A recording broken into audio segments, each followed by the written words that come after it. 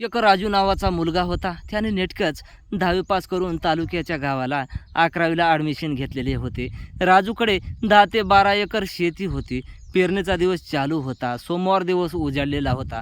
अगोदरच्या दिवशी म्हणजे रविवारच्या दिवशी पावसाने खूप धुमाकूळ घातल्यामुळे राजूच्या गावामध्ये आणि राजूच्या घरी पेरणीची धामधूम चालू होती. राजूच्या घरचे राजूला, "आज बाळा पेरणी करायला चल, कॉलेजला जाऊ नकोस," असे म्हणले. राजू हा खूप नादिक, खूप छेंदेल असल्यामुळे राजूने घरच्यांना पेरणीसाठी नकार दिला. राजू कॉलेजला जाण्यासाठी आंघोळ करून तयार झाला. राजू रस्त्याने जात असताना कोणी मायमावल्या झाडून काढत होत्या, कोणी मायमावल्या रांगोळ टाकत होत्या, कोणी पेरणीची धामधूम चालू असल्यामुळे बैलगाडीमध्ये बी भरण खत टाकत होते, कोणी समोर बैलांना चारा टाकीत होते, कोणी रोजाच्या पेरणीसाठी बाया पाहत होते. राजू हे पाहत पाहत पाहत पाहत बसस्टँडला पोचला आणि बसमध्ये बसून तो तालुक्याच्या गावाला गेला. राजू कॉलेजला न जाता बसस्टँडच्या खुर्चीवर बसून त्या ठिकाणी मुली न्याहाळत होता. राजूला घरच्यांची काहीच किंवा आली नाही आणि राजू कॉलेजच्या नावावर